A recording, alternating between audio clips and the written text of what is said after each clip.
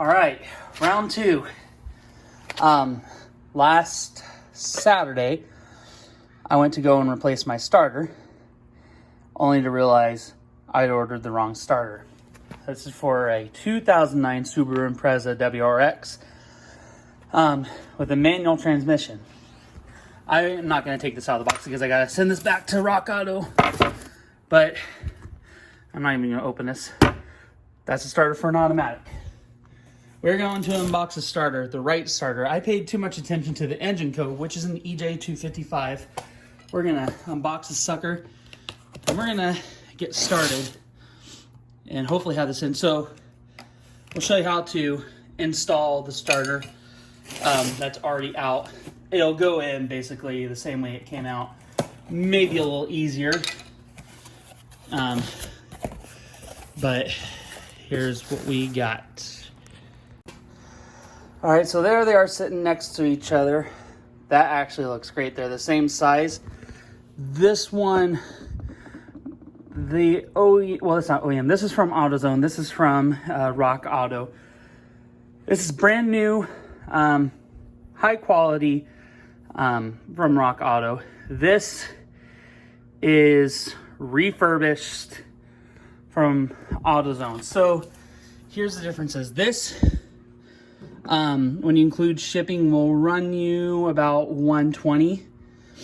This, if you include the core charge, will run you about the same, plus about $20. I believe ultimately I paid $89 for this once I paid the $40, got my $40 core charge back. But brand new, refurbished. Now my theory is that this is not engaging. You can hear it spinning, but it's not engaging the flywheel. This hopefully will solve the problem. It's just funny how it's so much smaller than an automatic starter, but it costs like $20 more. That's just kind of weird. But I'm excited to get this guy in. Okay, so this particular starter, the nut we'll be using and the bolt, it's a 14 millimeter nut. I already have my 14 mil on here, so prove that works. And then I have a nut on this one. For some reason it used a 13 millimeter, so it's great. I can discard my 13 millimeter. I'm excited about. So we'll just use 14 millimeters all across the board. I'm going to take two ratchets underneath just because I'll need an extension for one and I don't want an extension for the other one. It's just the location of the starter. I don't have ramps, and either way they are kind of clunky. My car doesn't like them because, well, obviously I don't have power, so I can't really drive it up the ramps anyway, but it also sits pretty low. Got two jack stands, and gonna need some light. I'm also gonna pop the hood anyway, but it's Oregon and it's raining. And then got us a towel because it's Oregon and it's raining, the ground's wet and cold. I don't want to do that. So tools of the trade are pretty simple. It is a very simple job, but we will get to doing it here in a sec. All right, so we have the car jacked up about as high as it can go. We'll just throw the jack stands underneath. Now, there is a little notch. Not sure if you can see right there. It's great. I can use my camera to see if I got it right. We'll just, don't use jack stands from Harbor Freight, or you'll likely die. It's about right. I'll get under there a little bit more in depth. So we are underneath. So on the driver's side, you can see right here and where the starter will go in this little orifice right there. You can see that where my middle finger is. I can't. that will go. And there's a, oh crap. All right, so our starter, it sounds like I was from like Chicago or something. So our starter will mount in that hole somewhat like this.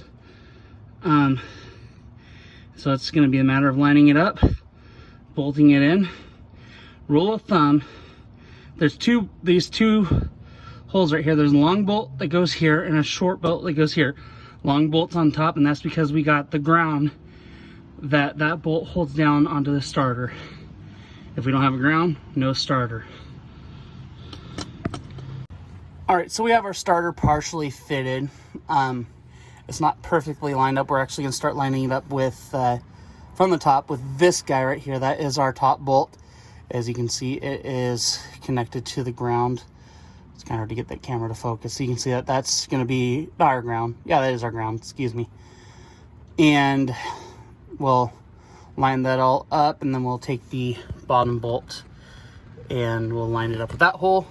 It'll be secure in there, and then we just gotta connect the positive and then connect the starter switch, which is this little wire, into this tab, and we'll show you that in a sec.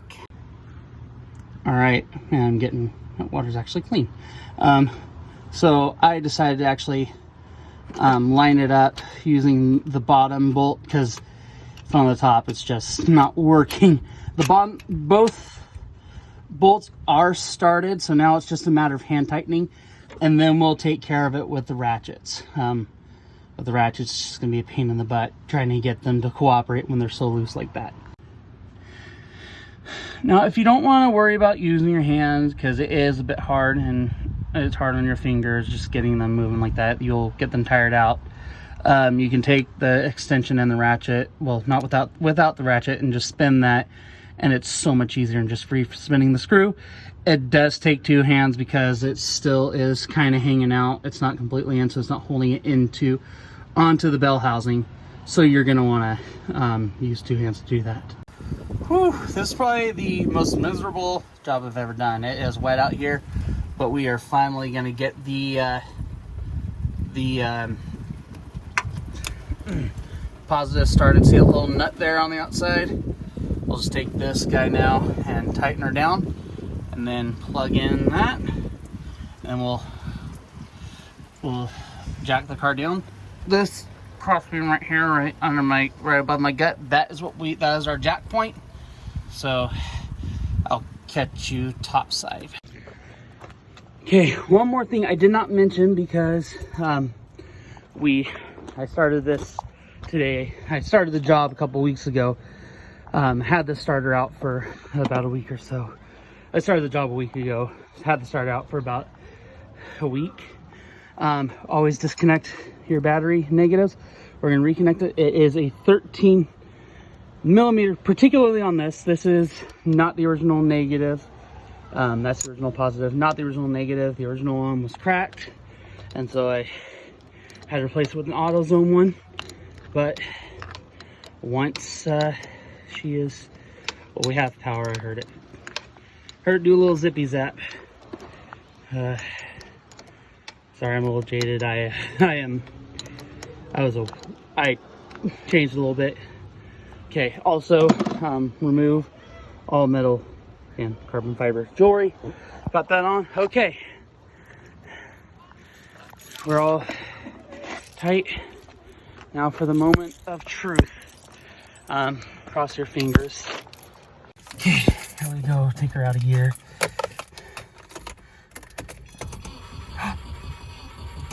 Come on, girl. And there we go. We have power. All right.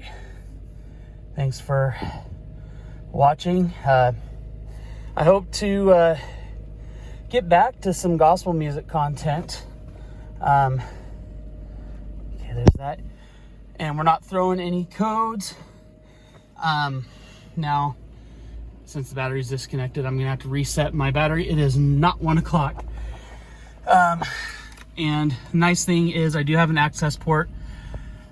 So if the engine does throw codes, I can actually find them. The CEL comes on, check engine light, for those who don't know what throwing codes is, that it's going to throw the CEL, check engine light, will throw a code, and it's right above this, my tire pressure monitor light, chonky arms right there. It'll be about right there. A lot of the time your check engine light comes on, that light comes on, that's my traction control. I'll lose traction control and my cruise control will blink on and off like that. It's not fun, especially when you're cruising down I-5 at 70 miles an hour and you lose cruise control. It's not fun. But you just go into this menu and, you know, you read codes. Not sure if you can see that you read codes.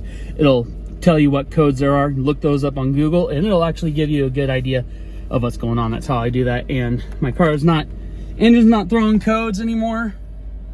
So there's no check engine light. However, you fix the problem. It doesn't always turn off your check engine light. So that's reset ECU.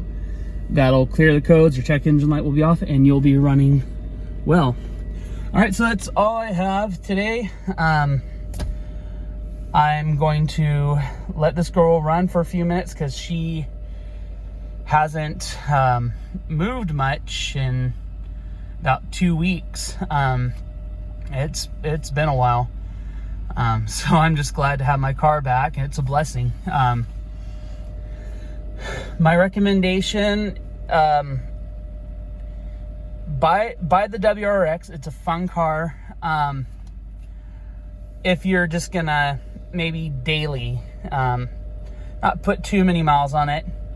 I mean, even drive it like you stole it if you want to, but just beware that there are some mechanical issues that can happen because it is turbocharged, and the turbocharged system is complicated and a lot of things can go wrong.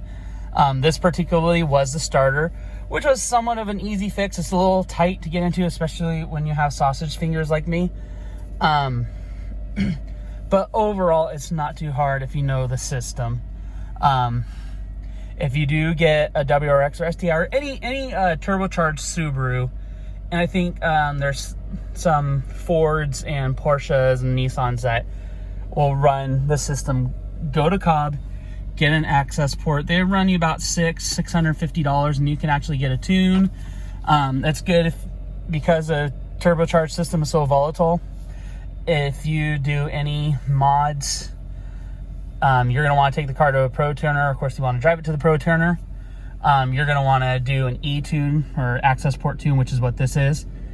Get that done, but it's not permanent. Get it pro tuned. So that's about it. Have a blessed day. I am going to get washed up and hopefully go get ready for church. Have a great day.